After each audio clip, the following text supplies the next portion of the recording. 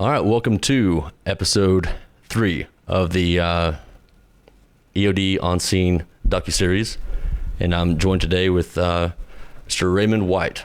So thank you so much for being on the show, and it's a documentary, and it means a whole lot to me that someone of your stature and your background would step in and kind of give me all the support you have from the very beginning. So thank you. Well, we got to do something.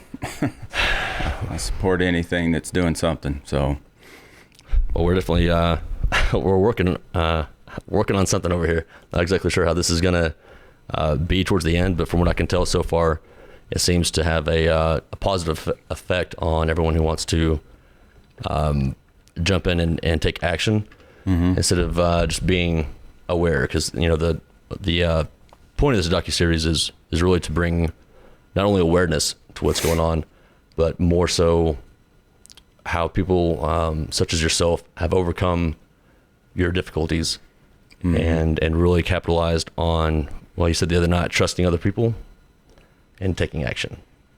Yep, that's important. It is important. So I'll let you kind of give your own biography, if that's okay. Well, I was 27 before I went into the Army. I found myself unemployed and newly divorced and always wanted to serve, and I had a chance, so I joined. But I did MLRS initially, multiple launch rocket systems, tanks that shoot rockets and missiles. And the Army worked for me, but I couldn't keep doing that job, and EOD had opened up. I was an E5 at the time, and so I went in 96, and in 2000 I went to EOD school, spent a year there, got stationed at Fort Carson, and like January 2001 and 2002 we started the deployments and did it till 2014. Wow. With a little hitch at the 21st EOD WMD there in New Mexico. Went and assessment selection for them.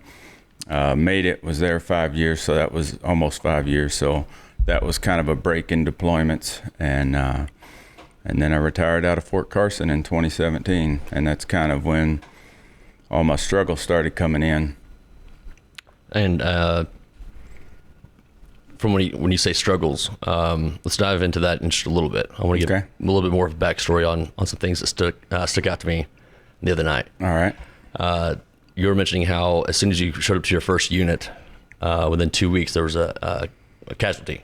Someone had died. My first ever team leader, I got there, and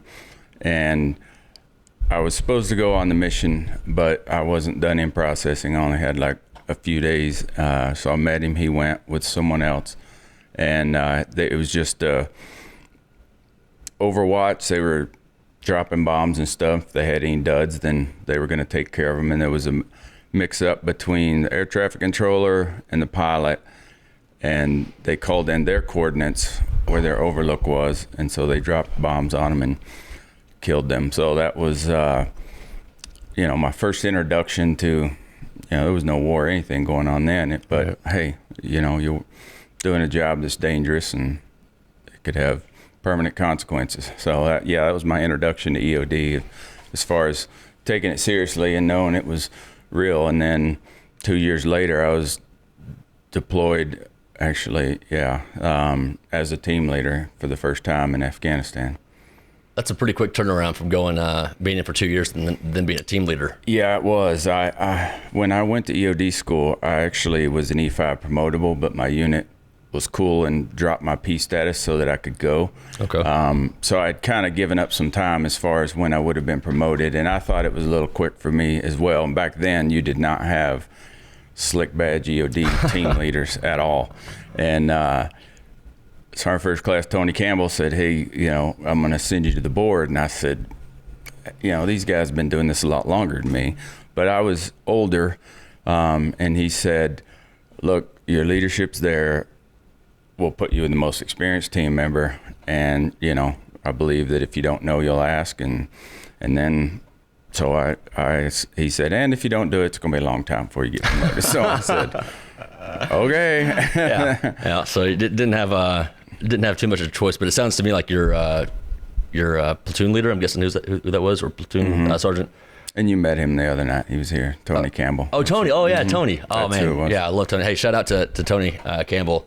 And thank you again for doing that impromptu interview. That was awesome.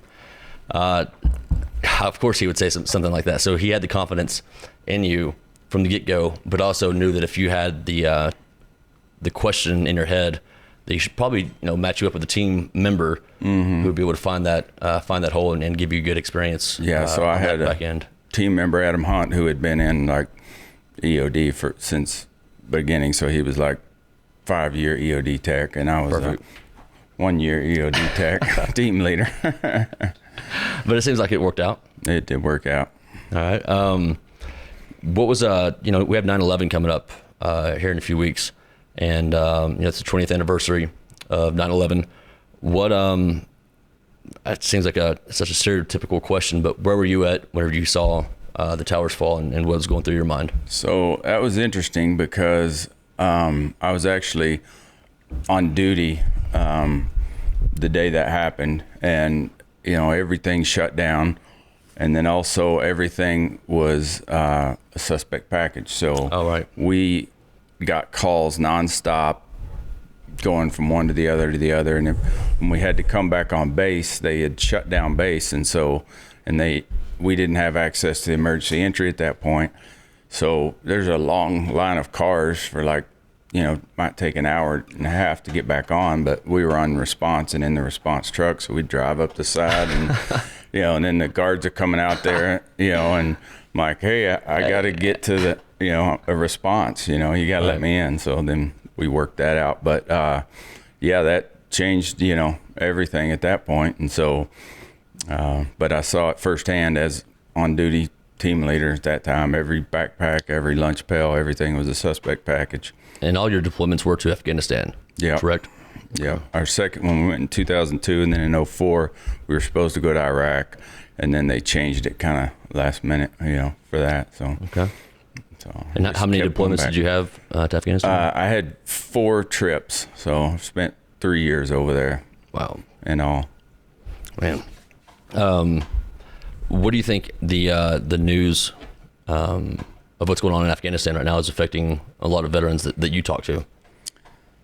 Everybody has the typical "what was it for" kind of thing, and I told my wife before that even happened is it will go back. In every deployment over, from 2012 to 2014, so 12 years span, you'd see there was just no patriotism for the country. It might be for the local,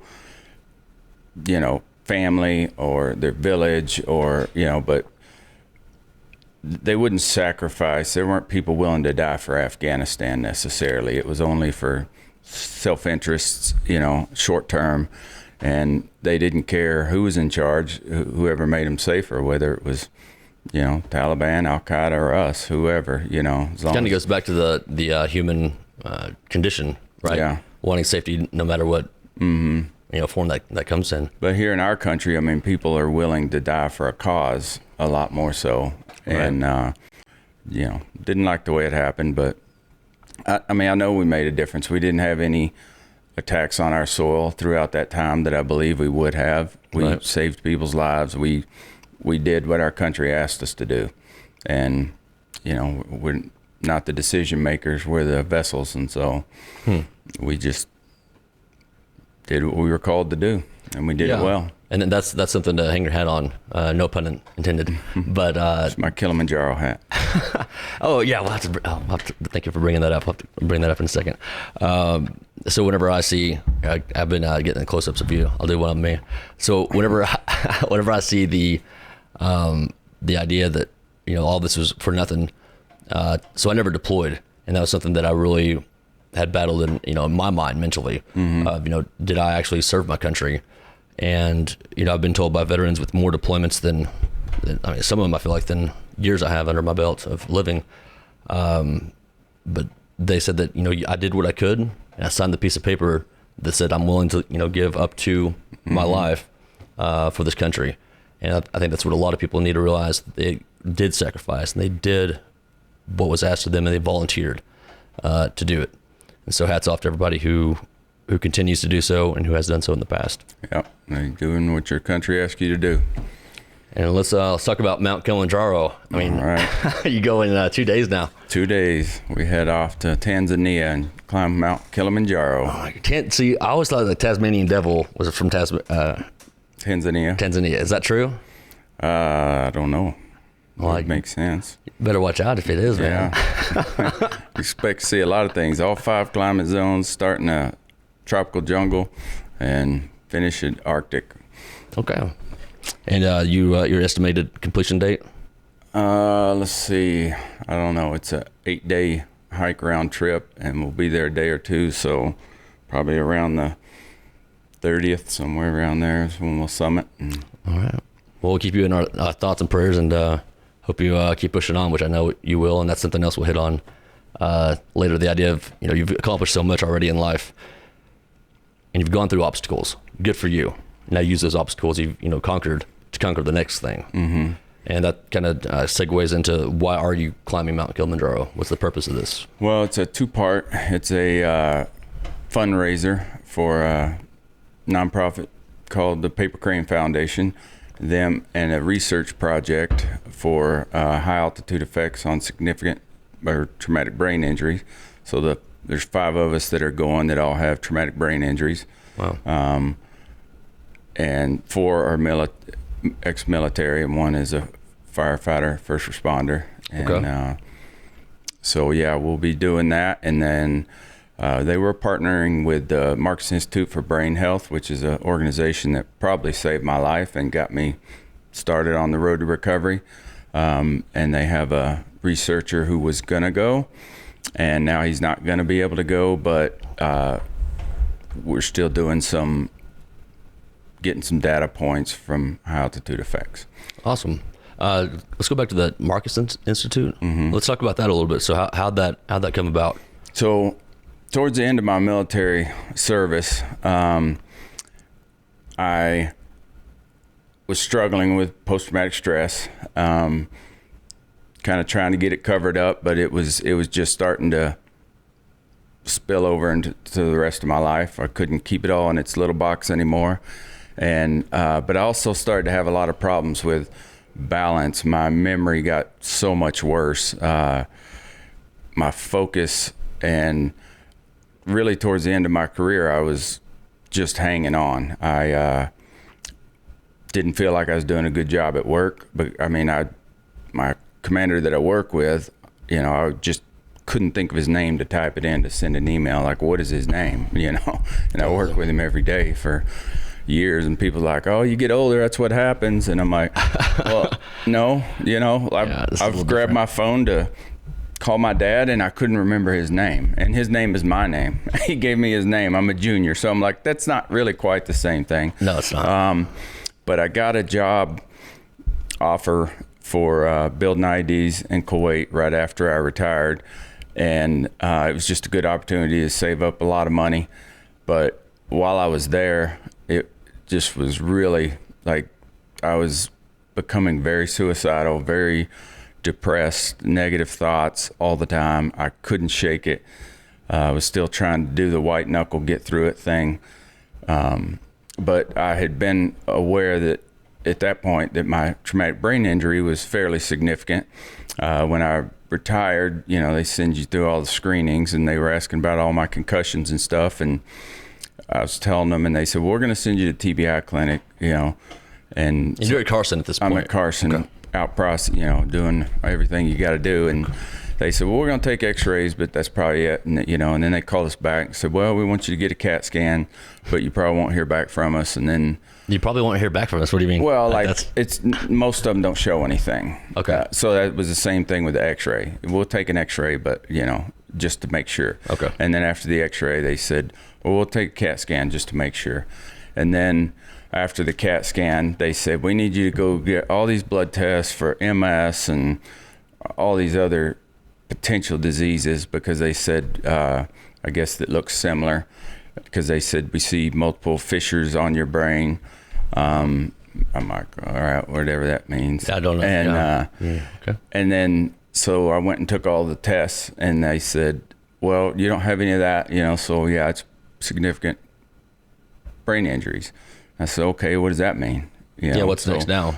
And they said, well, we don't really know a lot. Probably, early onset Alzheimer's. We just don't know a lot. Can we have your brain when you die? So I signed over. What? So that they wanted me to donate my brain after I'm dead, so they can. And you're already having suicidal thoughts at this point, right? Yeah. At that point, it wasn't. It was just a lot of confusion, like what's going on with me, having my emotional issues, a lot of sadness and anger. And so it really started going downhill when I was at Kuwait. And my wife, there was an incident at the house that, she had come in and I had my gun in my hand loaded, and I didn't really have a good answer for it. And she said, like, we just got to get this fixed. Money's not worth it. Nothing's worth it.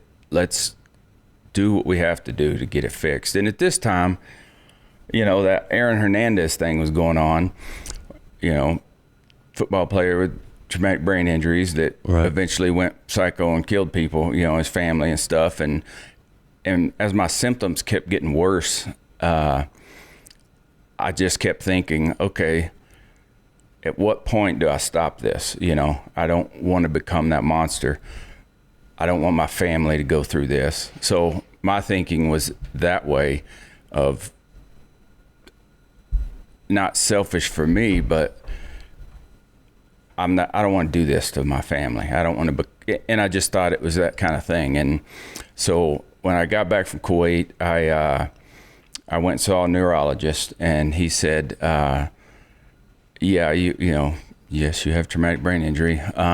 And there's a place called the Marx Institute for Brain Health. Bernie Marcus, the founder of Home Depot, donated lots of money, assembled a great group of people. Dr. Kelly is the head neurologist there. That's here in Denver, sorry. It's at the Anschutz Center in Denver, yes, Aurora. And I mean, it was right here by me, and I didn't even know it. And he said, if you could get accepted to this program, they can do more for you than I possibly could. And so I reached out to them and was accepted, and went through a pretty intensive treatment. And so they do treatment and research for so like the blast effects, because they're really trying to get around EOD techs that have been around hundreds of blasts. And you've been around some big ones. Even if you haven't necessarily had concussions, like the football players on the lines, the constant little things, well, their blast waves are causing some different kinds of injuries that they're trying to figure out. Right? Yeah. It's all new as far as like the blast wave research. And so they had a team of doctors that were unbelievable, that just, they saved my life. When I got there, I said, like, just tell me what mountain I have to climb. I literally said this. Just tell me what mountain I have to climb and I'll do it. And I think it's key for people that are going through things is like this. Our community is just riddled with it. Yep.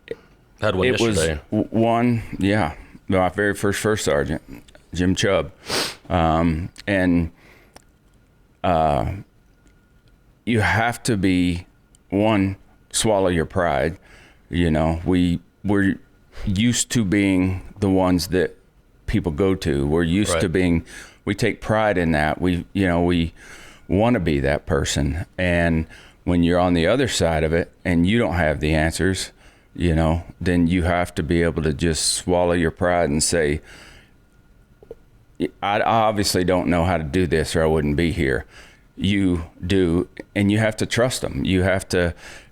I told them when I went in there, if you would have told me to suck on this big toe and this big toe for 5 minutes each every morning, because it'll rekindle like when you were suckling at your mom or what, I'd been like, that sounds weird. But you know what I'd been doing? I'd been sucking my toes every day, because I was willing to try anything. And I saw people that would go through, and they're like, they would pick and choose. Well, I'll do this, but I don't need the meditation or the mindfulness or whatever it is. And that's not where I was at. I was like, I will try anything. And you're thinking about your family. Yeah. It sounds like. Yeah. And I just didn't want to endure my life anymore. You know, I wanted to get better. I didn't want to go through life like that. Do you think part of it was, for so long you had been, well, I guess you did hit on that, but for so long people have depended on you, and you naturally have, you know, in your whole entire life have been an adrenaline junkie. Yes. From what I can tell, riding bulls and such as a kid. And now all of a sudden you're almost, the life that you knew was almost being taken away from you day by day. Yeah. And, yeah. I mean, I was falling off ladders. I was clumsy. I was knocking stuff over all the time. It just wasn't who I'd ever been. I couldn't recall things. Your mind's a fog, and it's just maddening, you know, and you start thinking, I'll never be what I was. And, right. And couple that with the trauma that I hadn't dealt with couple that with losing my whole sense of purpose. You know, for 21 years, I was part of something that was bigger than myself, that I made a difference. I felt like, like my life had value. It had meaning. Right. And it didn't feel like it did anymore. I wasn't bringing anything to the table for anyone else. You know, I felt like I was the opposite of drained. I couldn't go to a basketball game for a kid's school thing, you know. It's just a miserable way to be. You went from being having responsibility to being a liability. Right. Yeah. Instead of a help to society, I was a drain on it, you know, and I just didn't want to be that person. I just needed answers of what to do and how to do it. And so, and I had started like some of the counseling and stuff while I was still in. Okay. But one lesson that I learned as a leader, we had a situation with a soldier who was having a meltdown, and I got a call at like midnight. Hey, I need you to come out here. Maybe this person will listen to you. And it was somebody that was in my unit. And I came out there. I called his name. He collapsed. And we were just sitting there in the dirt talking and crying. And he said, I don't get it. Like, how do I be a Ray White talking about me? Like, how do I be like you? You're not struggling with these things. You're not having a hard time. Like, how do you do so good? Meanwhile, I'm falling apart. I'm a mess inside. And that's when I thought, man, I have failed, you know, these guys. But because if I pretend like it's all good for me, you know, it's not the real story. That's not the real Ray White. We always look up to, you know, people that have been there before or whatever. And we're like, and then that makes us feel worse when we're struggling. Like, hey, look at all he's done and he's not struggling. And it's crazy. If we fell off the roof and you broke your leg and had a compound fracture, instantly everybody's going to say, go to the doctor, get it set, or it'll bother you for the rest of your life. It'll only get worse. And yet we see it differently when it's in our brains. You know, if it's a hidden thing, whether it's TBI or post-traumatic stress or depression, whatever it anxiety. is, it's like for some reason you're weak if you go get that fixed, but you're not weak if you go get a physical injury fixed, obviously. But it's the same with our brains. We have to get it set. We have to get it healed correctly to the best of our ability, you know? Right. Yeah. And nothing ever heals back, you know, 100% sometimes. Right. But it's the fact that you can still use it. Right. And that's the purpose, can be better. Yeah. It can be better. And that's all I wanted was it's got to get better, you know? Well, with this 15-month endeavor that I'm going through, having people, having leaders such as yourself be open and honest about your history with mental health, and, you know, thank you for sharing that personal story about you and Jolene. That was really admirable of you to be that personal, and to be that honest. And I think that as we go throughout this this journey, because I feel like everyone's part of this with me. I hope everyone knows that you know, this isn't just this isn't my, you know, documentary. This is our story, and we have to have people such as yourself that are leaders, step up and do this, and talk about the things that they struggle with and how they got over them. Because for me, I depend on people who are older than me for guidance and leadership. I really do. My dad, my brothers, I call all the time when I'm struggling with something. Some of the people in the military, some of the people who've been helping me out with this documentary, I'll be having a bad night or whatever, and I call them up and they're like, "Hey man, talk to me, what's up?" And it feels good just getting that off your chest. Yeah, I'm just now getting better about that. What I used to do is I could talk about it after the fact, and what do we do on After the Long Walk and everywhere else? We're like, hey, we're here. We reach out to each other and we tell each other all the time, hey, here's the hotline here, Right. Here's my number. You can call anytime.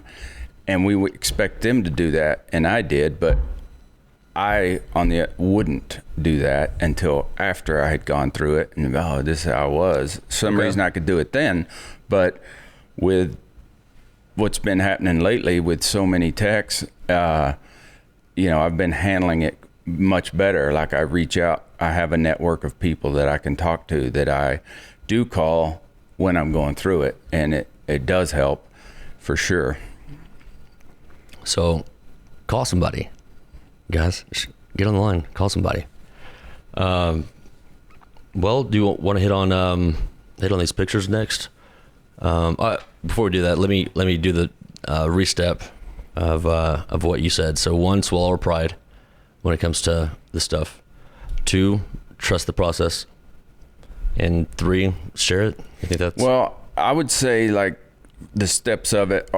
First of all, you have to believe it can get better, and it can get better. My life is completely different than my life was 4 years ago.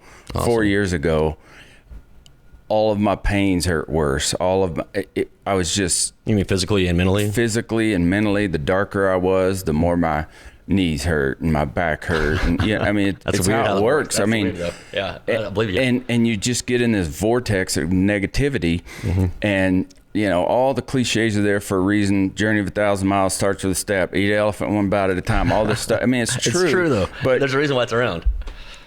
But you can't dwell on the negative. I think there's times to, like through EMDR, I can tell stories that were traumatic that I could not speak of before. It would just completely overwhelm me, put me in sorrow and depression. And now I can tell those stories, and I can honor those guys that I know. And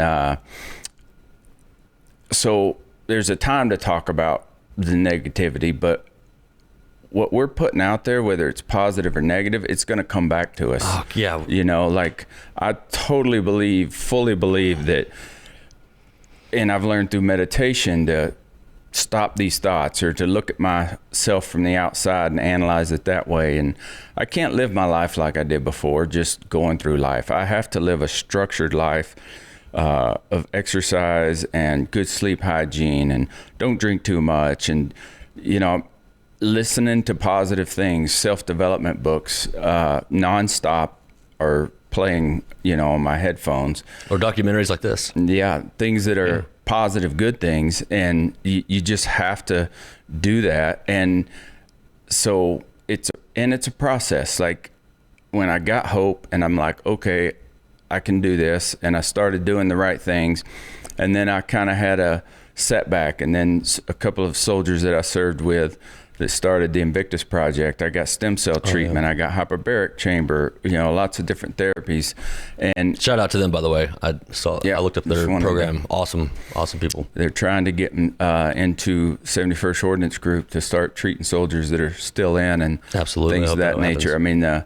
And the command teams are aware that this has got to be addressed. This is an epidemic, and if we just have to stop it. We have to do something. That's why I wanted to be a part of this, because, and some people will be critical, but that's fine. What are they doing? You're doing something. And so I support doing something over doing nothing. And I support criticism too. Like, people that criticize, what I'm doing or how I'm the doing EOD it. community doesn't usually do criticism very well. And that's something we can learn on, together. No, they're really good at criticism. Yeah. we can have 10 EOD texts and about 1,000 ideas. Mm-hmm. Yeah, of how you can do it better. 11 opinions. Yeah. I'm sorry, I cut you off. You're saying at first you found hope, and to know that it can be better. And it's not just better, Right. It's a process, and I feel like, there's a next phase of my life that I can't get to until I'm not completely, but I'm consistently stable and good and in a good headspace.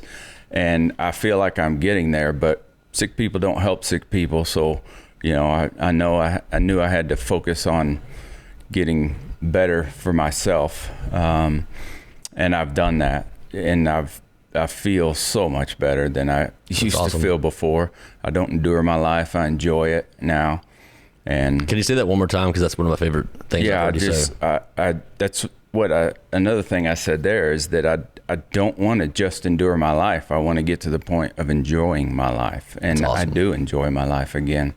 And circumstances have nothing to do with it, because I like all the things I have and whatever, but I'm in the same place I was 4 years ago, and yet I'm infinitely happier. And that was one of the things that struck me when I was so depressed and so down, was like, hey, I'm in the best situation of my life. I don't have any financial troubles. I love my wife and family. I can come out here and build whatever I want to build. Awesome shot, by the way. And yet I'm sadder than I've ever been, so it's like, it doesn't match reality, and which is more confusing, which adds more stress, which adds more depression. And your circumstance, like, boy, what a piece of crap I am, like most people would love to be where I'm at, why are you so stinking sad? It just doesn't, and you can no longer just push yourself through it or will yourself through it, you just live in this hollow shell of a life.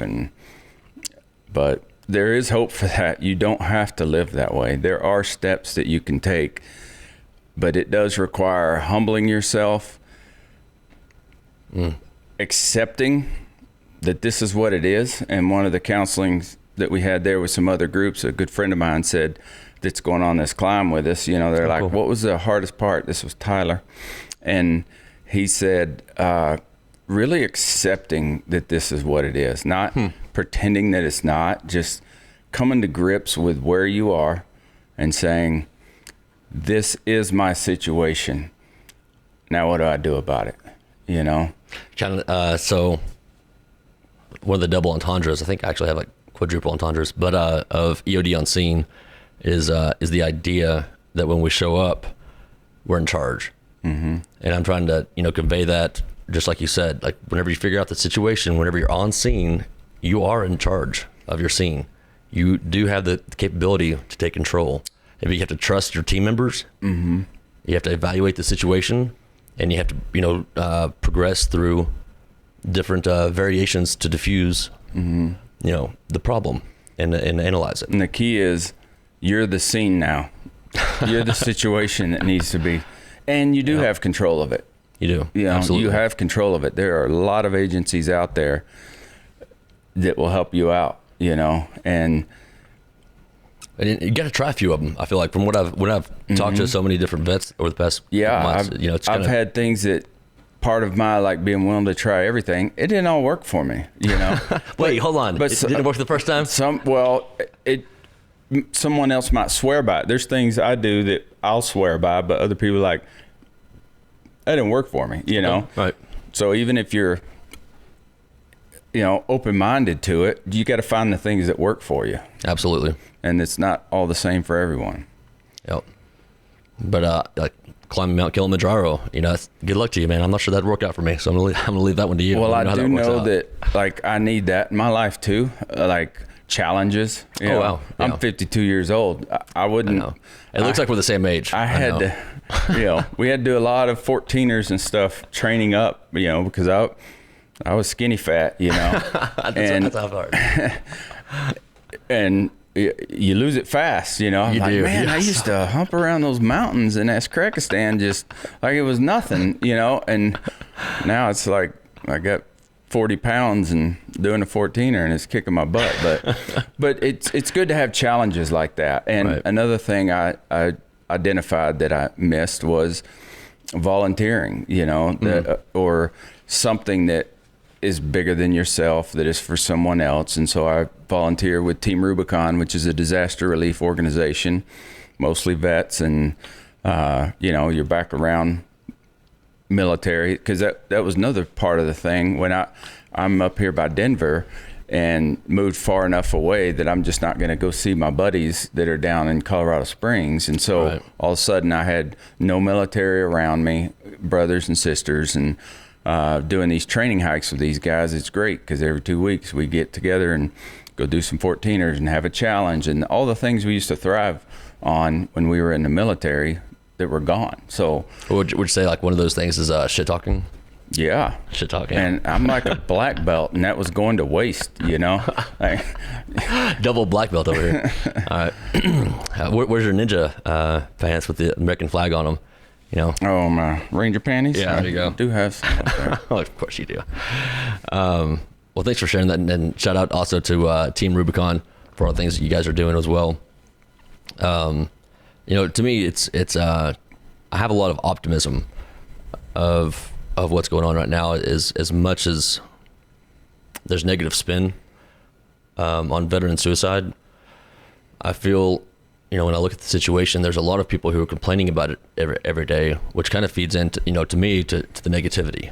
Mm-hmm. Whenever you're sitting there and you're worried about the veteran suicide, or you're worried about suicide in general in this population in America, there's really a black hole that you can find yourself in, of just consumed by all this, you know, sad, tragic news and people that you know that are suffering. And it's as I even say this, like I'm getting sucked into that vortex. But I'm gonna bring that back out by saying you hosted for the first time in my life I've ever noticed a good vibes party where Yep. there were rules of when you showed up, what could be talked about and what couldn't be talked about. So please share that with us. And that was just a couple of days ago, and that's how I met Ray for the first time, and it was awesome, amazing experience. Well, you know, I was a few days out. I was leaving for Kilimanjaro this week, and we like to have parties and stuff over here at our house. And but I know that I have to have positivity around me. You know, I can't if I focus on the news or what's bad or how many techs are, you know, making the permanent solution. And so, yeah, I had everyone that came, the rules were don't talk about politics. You can't talk about negative stuff in general, except for when we're playing yard games, because I don't think I could not talk shit then. I remember I asked you that. I was like, even during, Yeah. well, Only, you know, spreading love through insults. That's different than negativity. My wife was like, y'all say the meanest shit to each other. absolutely we do. We're great at it. But we know the difference when we're busting each other's chops or when we're really putting somebody down. Right. And so you couldn't do that, and then you had to meet somebody you didn't know and learn something interesting about them. I met several people. That was great. And give me a tip for, like, when things are tough, how do you get through it? You know, so. Do you remember my tip? I don't know. It must not have been that It impressive. wasn't that impressive, so now I got to think of another one. I'll leave you a bag and set it on fire before I leave. All right. That can be your tip. Stomp it out. Yeah. Yeah. Shit happens. So, it was the moral of that story. Yeah. But the more, because I'm sure there'll be some points when, you know, it's going to get tired up there, and, you know, but the more times you go through hard things, the more you know you can get through hard things. Absolutely. You build a history up, and then you rely on that history. And part of my recovery has been that when I would get down and I would learn to read my body, I can tell, hey, I'm in this negative headspace and I'm getting in this funk again. Yep. But it wasn't a hopeless funk like it was before. It was like, okay, let's reevaluate what you're not doing in your life that you know you need to do. You have a new set of rules that you have to do, and you have to be disciplined to it, you know. And it's easier than people think too, because for me, once I get into that hole, whether it's getting on my phone and go through TikTok and finding out the world's a big conspiracy or we're in the Matrix, whatever crazy hole that I find myself in, as soon as I start getting out of it and getting outside, going for a walk, just that headspace is like, whoa, hold on, life is beautiful. This is so much better. And it's just actually having that discipline to be like, let's go and get back on that track real fast. Yeah, and so when you're in that place, then you're not hopeless because you're like, okay, I know I can get out of it because I've gotten out of it before. And Exactly. And that was part of the progression through the 3 or 4 years is that happens less often. You come out of it faster. It's just a process until you're hopefully in a pretty stable place that, your life is pretty consistent and pretty good. Well, you're a 52-year-old who sitting next to me looks like he's my age, so life is going great for you. I got some city miles on me. I figured we'd first highlight what's behind me here. Excuse me. Your box. Oh yeah. You want to talk about that? Sure. Jason Trawick made that for me as a retirement gift. I have a big box of coins, but just some of them that are fitting there. He made that himself and sent it to me. It says Ray Mandog on the bottom of it. What's the Mandog about? Or do we want to know? Well, Are we allowed to it know? was just if I kind of got that nickname from. I used to always people be like, man, whatever probably unadvisable thing I was about to do, they would say, are you really gonna do that? I'm like, I'm a grown ass man, dog, and do what I want. I'm a grown-ass man, dog. Yeah, and so that's kind of how it came about. Or, be like, hey, you're a grown-ass man, dog, do what you want. And I guess I said that a lot, and they kind of put it together to Man Dog. There's actually a picture in there of a man dog in a bomb suit. That ended up becoming our unit logo. Okay, you want to walk through these pictures for us? Sure. All right, cool. I'm just standing up because my back is killing me.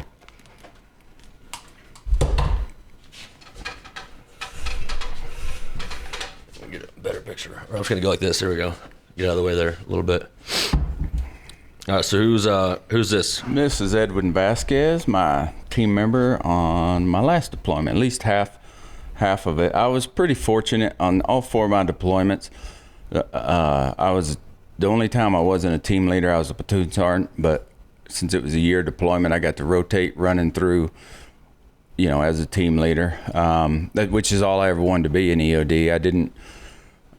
Once I'm 87, I considered switching over to become an officer because I was afraid, well, I'm stuck doing officer work now anyhow. But at the 21st, you're a team leader as a 7. So, and then even as an E8. Swivels, right? A little bit. Which way you want to go? Go this way a little bit. All right, yeah, perfect.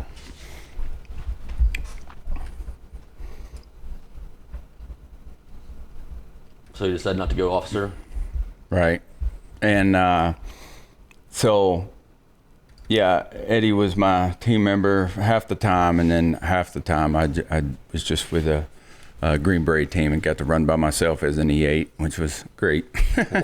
Yeah, I was other people would be like, how the hell are you doing this, That's just a toy my son sent to give to a kid over there. Sweet son. Yeah. Yeah. Oh, look at those binoculars, bro. Yeah. Check those out. All right. So is that your walkie-talkie? Yeah. I guess so. Have you heard that joke of how the walkie-talkie came about? No. Well, I'm not gonna ruin it then, but it's a pretty funny comedian joke. I'll share it with you sometime. All right. All right, go back this way. Just pictures. You probably just scroll through. Okay.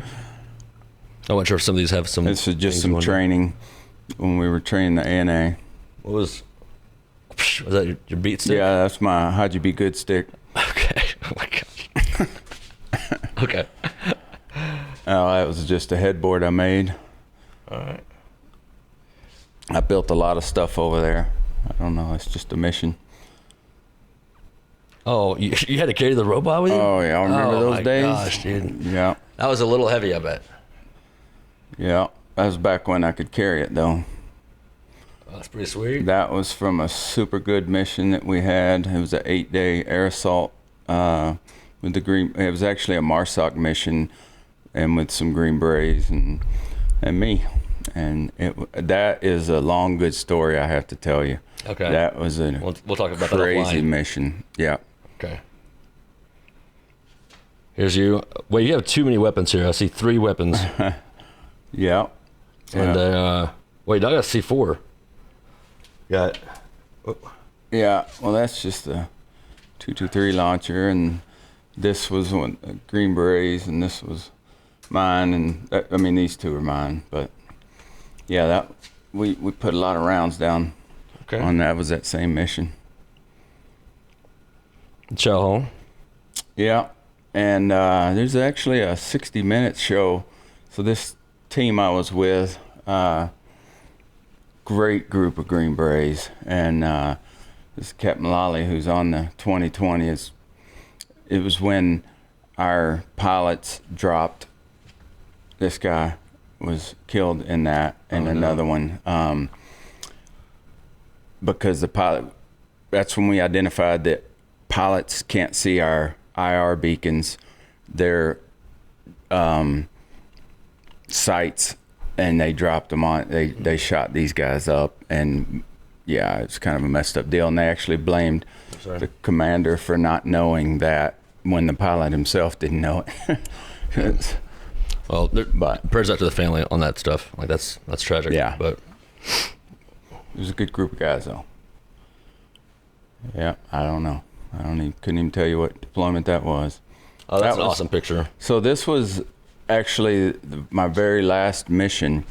Was an air assault mission, and the other guys were linking up with us, waiting for the helicopters, and caught that cool picture. And then later, I have a picture that a buddy took of me, and it's kind of, when I look at it, I think about it.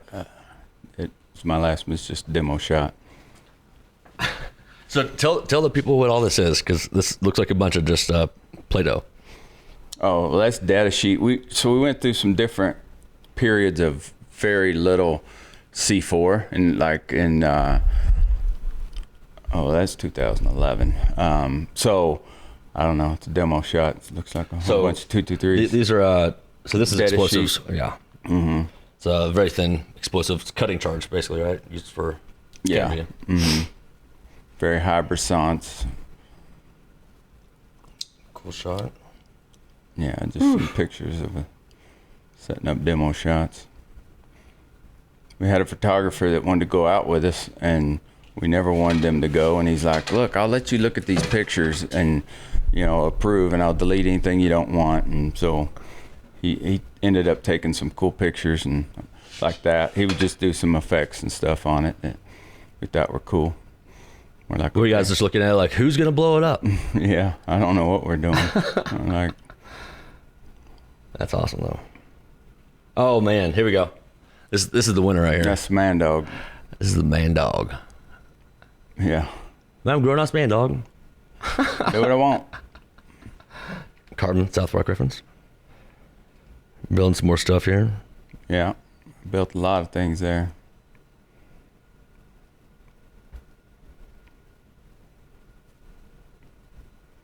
Some cornhole boards, of course. The Mandogs. Got a smile on your face. Yeah. Might be a grimace. Might be, okay.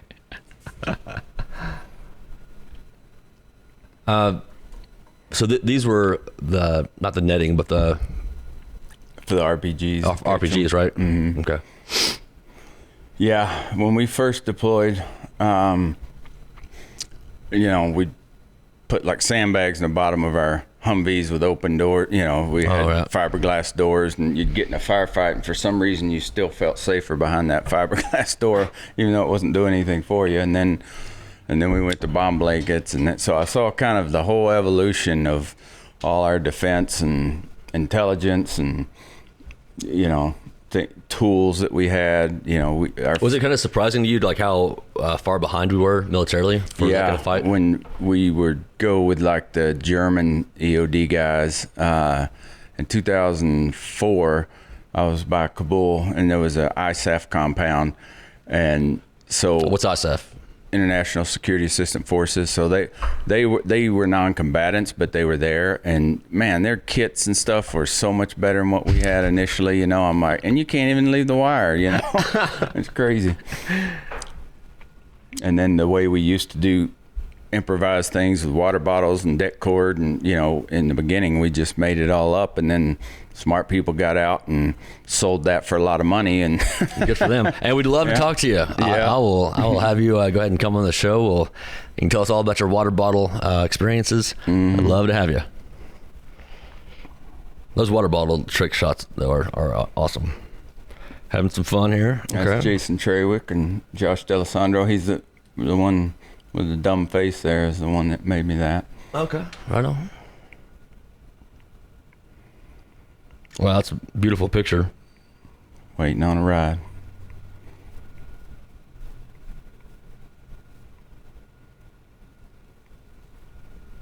Mandog. I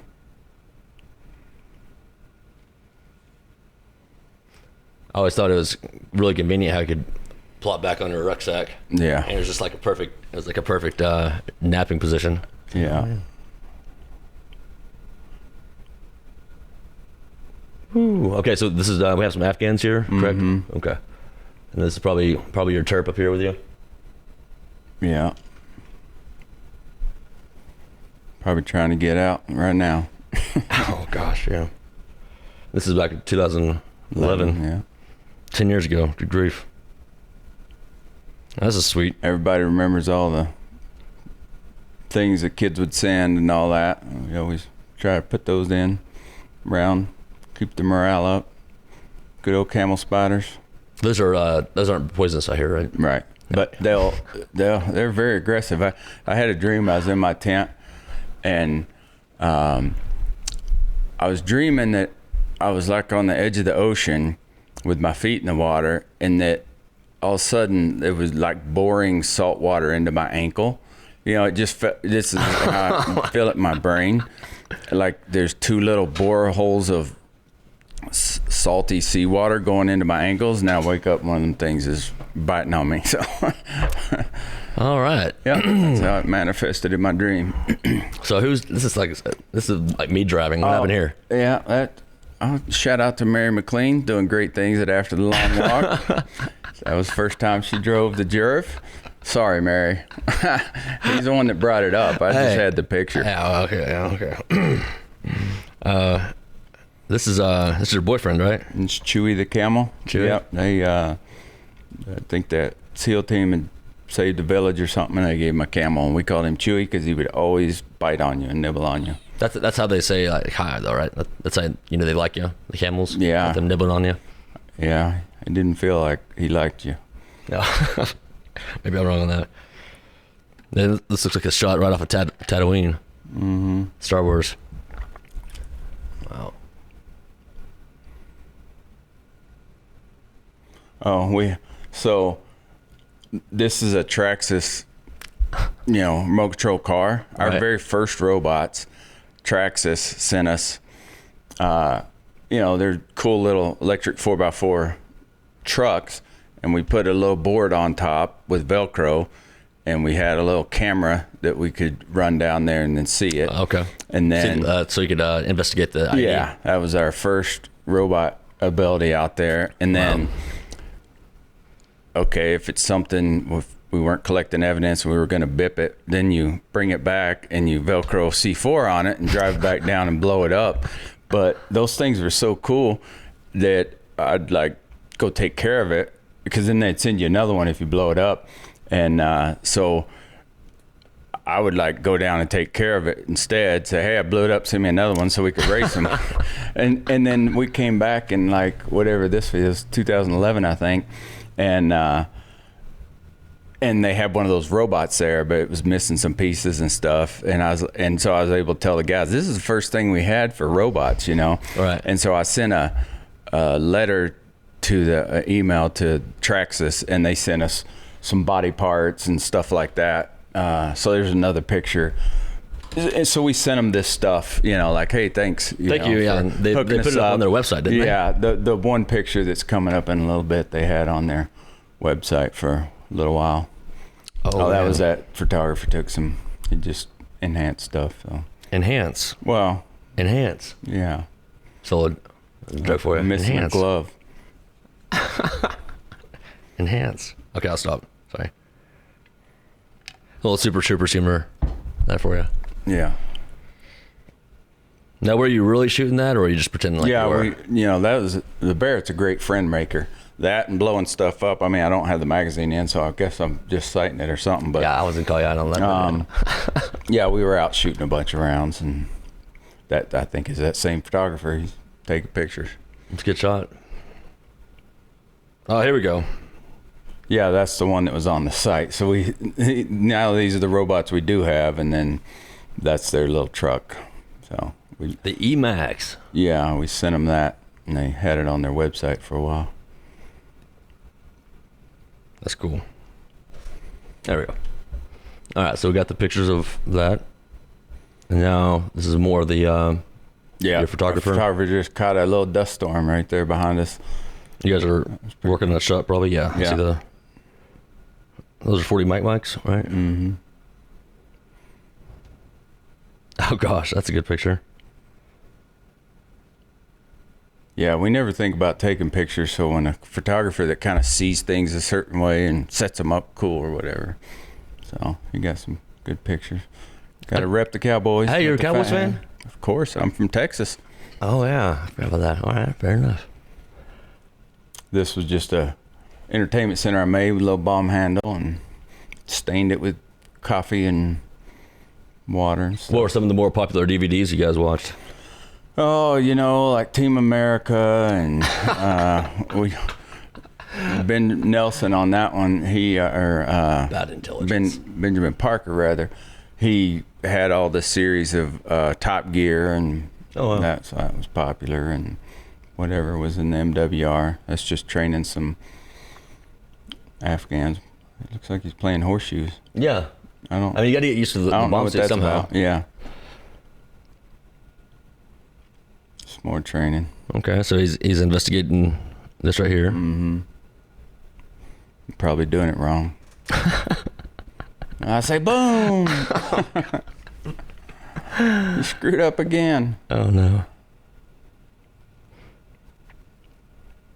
And training the Afghan how to do a sympathized detonation, right? That's what we're aiming for. Can you explain sympathized detonation? Well, it's just using one explosive to set off another explosive. But in 2004, there was a real C4 shortage.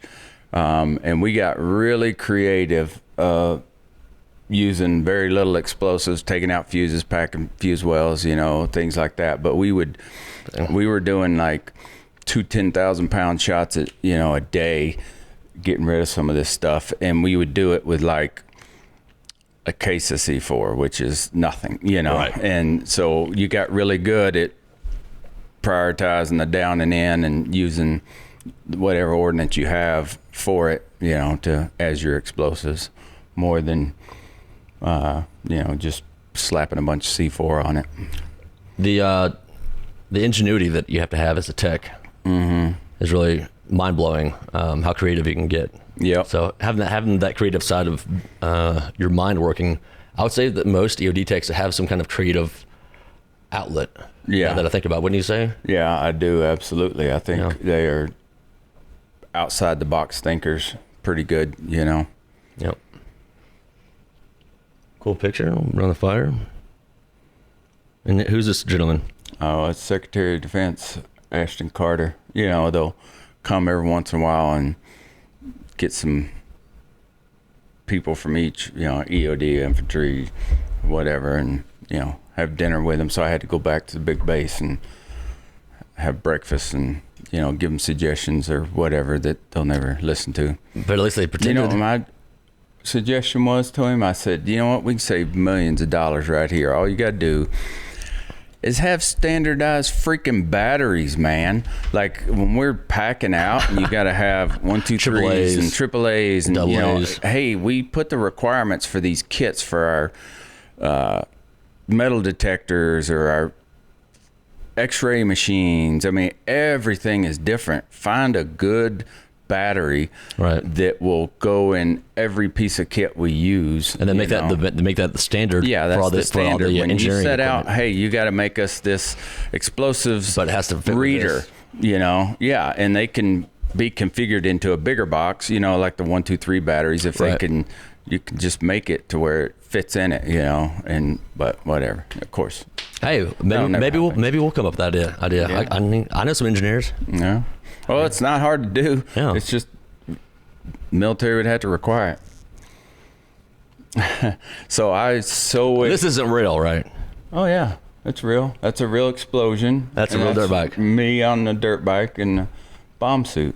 Okay, saw it here first, folks. So Evel Knievel with a bomb suit. Yeah. Now they weren't at the same time, but I don't ruin it. I didn't have to say that part.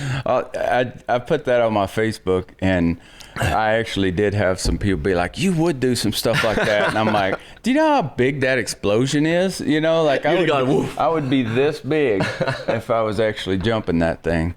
But we did come up with a dirt bike that was pretty funny. That I probably shouldn't tell the whole story how we got it, but we had this dirt bike, and so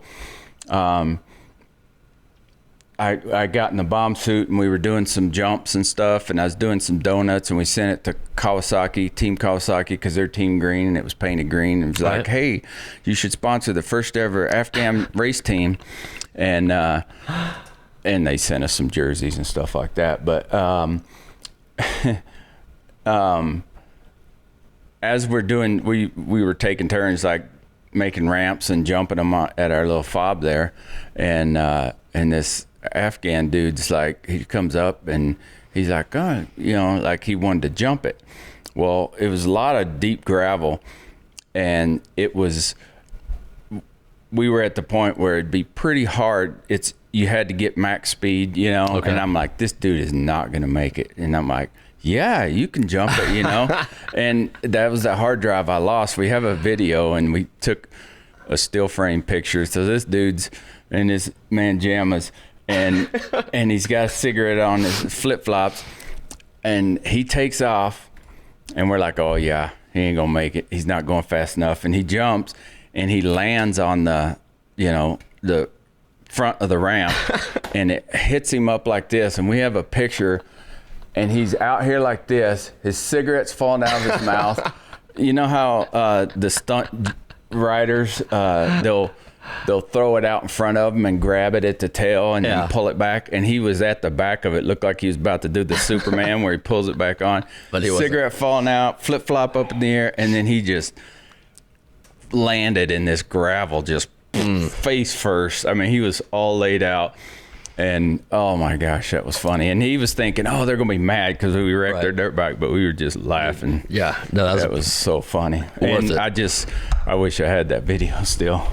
Well, yeah, I guess you never know. The hard drive's around here somewhere, or out there somewhere.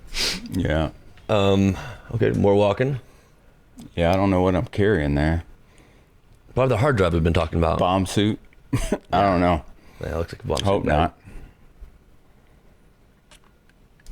Oh my God! Everybody's been deployed can appreciate that one. I can't. Tell me. And well, in the porta potties, they would always stand on the seats because they just squat. They don't sit on a seat like we do, and so we had to have show and tell of, you don't do the top there. See how you're sitting here? That's what you do. We don't want muddy footprints all over our toilet seats. So that was a visual aid that we had to have when we started integrating. That's great. These are just random pictures of things. You know, my first deployment in 2002, you'd go out in a place like this in the middle of nowhere, and there's this kid, you know, with his goats that he's feeding. That's like a family demo day. That's my son Garrett. Oh, sorry. Hey, Garrett. He's like 6'7" now. But yeah, go back to this real fast. Well, we'd go in the middle of nowhere, and there's this kid, with goats, and had no water or anything, and I thought, man, because I had kids at that time, and I thought, he didn't do anything but be born here, Right. My kids were born, I was born in America, and he was born here, and how different their lives are, and I don't know, you just always think about the kids. Well, everyone's got to realize that at some point we're all humans. Yeah. And 12 years later, I'm like, I would think, I wonder, from beginning to the end of deployments, like, where's that kid now, So he's 10 then, so he's 22. He's a man, Hopefully he's not hopefully he's safe. That's what I'm trying to say. Yeah. And not the enemy, or, it's just. Yeah, exactly. Yeah. You just don't know. That's pretty cool graphic there. Yeah, we just did a MOGAS blast shot. I was down at Fort Carson. Welcome back. This is part 2, and we're going to dive into what it is that we think about with looking at drama, whether it's our own or others. Yeah. Go ahead. When I was going through counseling, when I was still in the Army, and the counselor I was working with, I wanted to fix my problems, but how we all compare, whether we know we do or not. I used to have an opinion about people that were what we'd call fobbits, they deployed, they didn't really see much, maybe the rocket attack or whatever, and they have to go to the bunkers. And I told my counselor that, I don't want to be judgmental, but I am, when I see people that was their, whatever, they were administrative, or, they only went to the big bases. And in my mind, I was pretty judgmental of them if they were having mental issues. And I said, I don't want to be that way, but I am. When I see that, I think, you want to compare trauma, you want to play that game. And right. And so I would have a judgment about them. And, I said, I don't want to feel that way, but I do. And he said, well, I'm glad you brought it up. And he gave me an example. He said, I have a client that, that was just like that, exactly what you're describing. And what you have to, the part you don't know is that when this kid was growing up, his dad was abusive and an alcoholic, and he used to lock him in his closet. And then when he came to get him, he knew he was going to get a beating. And, wow. And he said, so when that guy was at the big base and the sirens went off for a rocket attack and he had to go to the bunker, it triggered that being in his closet. Yeah, absolutely. As he was growing up. And it really did help me realize, I didn't grow up with that, and so it was more that because of that deployment or whatever was a trigger for trauma that happened in his childhood. And it helped me get a different perspective of we're not here to judge each other's traumas or what was worse, or I had it worse, or you had it worse, and it doesn't really matter. I'm working with a young man that, is just maybe in the family is predisposed to mental illness and depression, and I was talking to him, and he's like, yeah, but I haven't seen what you have. And, so he was feeling like I don't have a right to, feel this way. He was more embarrassed about it. And I'm like, it doesn't really matter how we got there. Absolutely not. When you're in that place, however it got there, whatever caused it to be there, get you to that point, it feels the same. It does. When you feel worthless and you can't get out of depression and you can't sleep, or you can't, you have anger, it doesn't matter how you got there. We're all there, and we all feel the same in that place. So it's not ours to judge, or figure it out. And just kind of like you said, though, it is easy to slip into that mode of you haven't experienced what I've experienced, or you haven't gone through, what I've gone through. You don't even know what pain is, or Right. etc. And it's I found myself there, even though I didn't deploy. When I first got out, now to hear people struggling with those kinds of things, and in my head I'm thinking, well, you've never been in the military, you don't know what discipline is, or you don't know what this is, or right. You get sucked into it. And all it did for me was to make me focus more on what their issues are, and try to pretty much feel more value or more validation on my own atrocities or my own trigger points. And it took away from the fact that whenever I turned that around and started actually helping people and saying, hey, it doesn't matter how you got there. I mean, I talked to a kid a couple weeks ago, I think I told you about. He's trying to make music videos. He's 21 years old, and it's hard for him to get on social media and promote his music because he and his mom are having to move hotel to hotel. He doesn't even know where he's going to live. And he really opened up to me because I told him some of the things that I feel like are very personal and very emotionally grasping for me. And you said something to me that really stuck out again. So there's two things that you don't want to just endure life, you want to enjoy life. And this one is you have to show people how much you care. People don't care how much you know till they know how much you care. If you don't care about me, I don't want any advice from you. But when people know that you care about them and you're there for them and not yourself, then they're a lot more able to open up and be vulnerable. And I usually, when I'm talking to people, that I lead out with describing how I felt instead of just asking them, hey, what are you going through? Like I'm a counselor or something. Oh, yeah. I will just lead with talking about how I felt, what my emotions were, because I know in their mind they're going, yep, me too.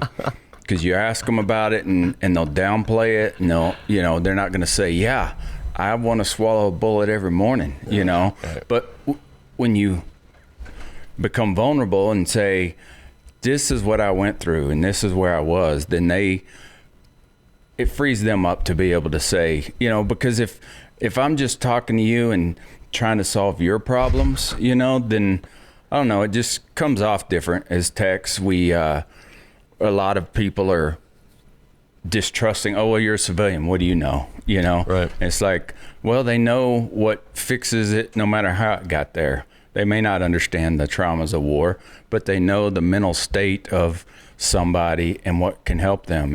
And so we have to, trust people, So what if we use this as a, sorry, I cut you off. No. So what if we use this as a force multiplier? So if you do feel like somebody is distant, or, we all know those friends or family members you start talking to, and in your head, you're like, I wonder if this person's doing okay. I have found through having the Blue Falcon podcast and a lot of deep conversations that I've been trying to have in my life, excuse me, over the past few years, we can use this as a force multiplier of teaching people how to actually open up and show that they care. Because it's instinctive to try to help somebody and guide them, but it's not instinctive to open up and show your own vulnerabilities and your own struggles that you deal with and how you get through those. And to me, that's the number one thing that I've done to open up to people, and vice versa. And sometimes, really, like, come to find out, I learned a lot about myself listening to them and the way that they've been dealing with things. And I'm like, oh, I did that too. Did that work for you? Or, this or that, or, I struggle with that too, and this is how I did it. But I'd never even thought about, that perspective. Wow, that, really helps me out on some things that I've been thinking. Sometimes I'm guilty of thinking the world revolves around me, which I think happens to a lot of people. And, I'll be talking with somebody, and, one of my close friends, Kyle, sometimes I'll be talking with him and he'll be like, well, what if this person, I'll say person A that I'm struggling with or thinks, there's problems. So Kyle will say, well, have you thought about it from this perspective? Because I've had this, happen, and I know it made me upset or have anxiety over it. But Yeah. They may be dealing with something else. Have you thought about that? And I'm like, Right. oh yeah, this person may not have done, or may not have any, anger or any problems with me at all, but it's just opening up about yourself and being like, yeah, okay, I see your point, and get an outside opinion now. Mm-hmm. Yeah. And,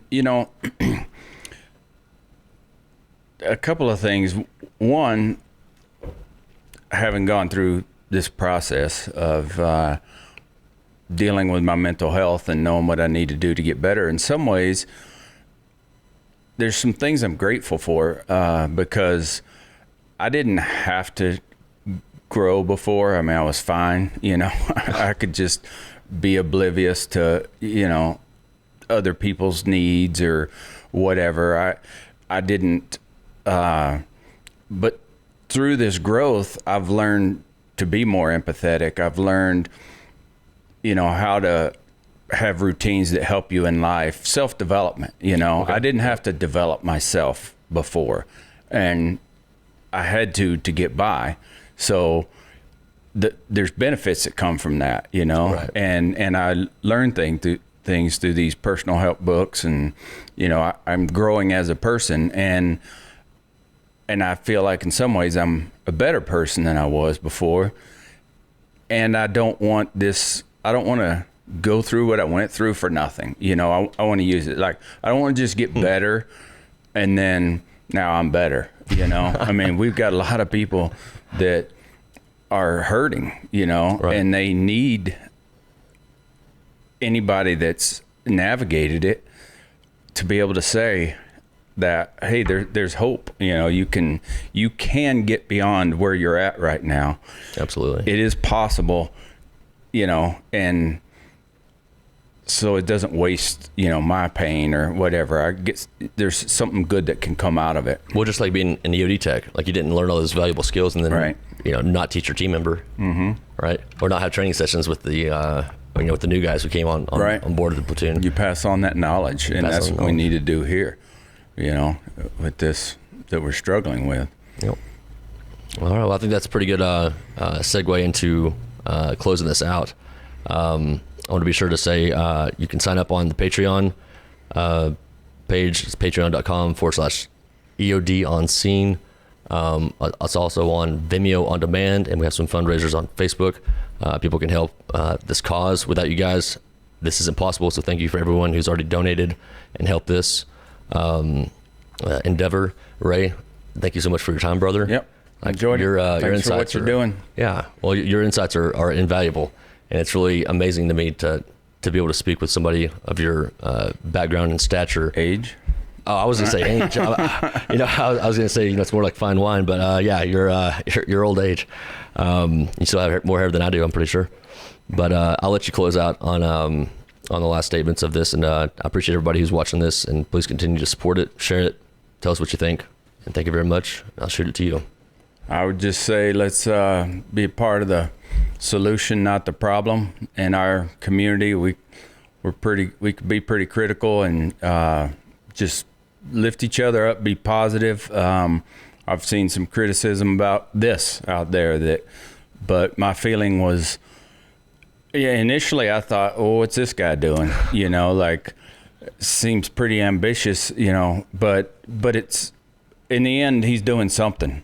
And so I support that something is better than nothing. And I think he's not trying to do it all himself. He's trying to glean from everybody out there with all our varied experiences and ages and struggles we go through. We can all learn from each other. And so I hope that this continues and does well. Absolutely. Thank you so much, Ray. All right. Take care of yourself, and wish him good luck on his Mount Kilimanjaro hike. We'll, I guess, gonna have to have you on maybe for a Zoom call after you're done, and we'll see how that went. Yeah, we'll have slideshows and a whole bunch more pictures. Awesome. This is when I was sucking. Awesome. All right, guys. Thank you so much. EOD out.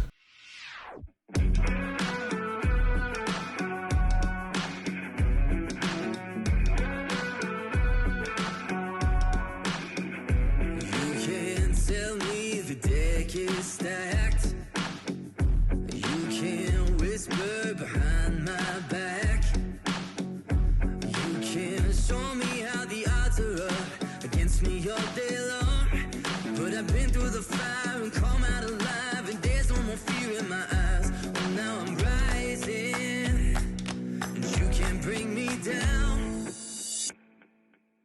You can't stop me now. Can't stop me now. And my feet have come too far for you to tie 'em to the ground. You can't stop me now. Can't stop me now. Set my sights on where I'm going at. Ain't turning back around. You can't stop me now. You can't stop me. All the blood, sweat, and sacrifice. Oh, I paid the dearest price. And no shortcuts here for destiny. I'll take the long way proud. Oh, I know what I've earned, and now it's my turn. Lighting the fuse, let it burn. My time is rising, and you can't bring me down. Can't stop me now. Can't stop me now. My feet have come too far for you to tie 'em to the ground. Can't stop me now. Can't stop me now. Set my sights on where I'm going at. Ain't turning back around. Can't stop me. Can't stop me now. No, no, no, no, no. You can't stop me now.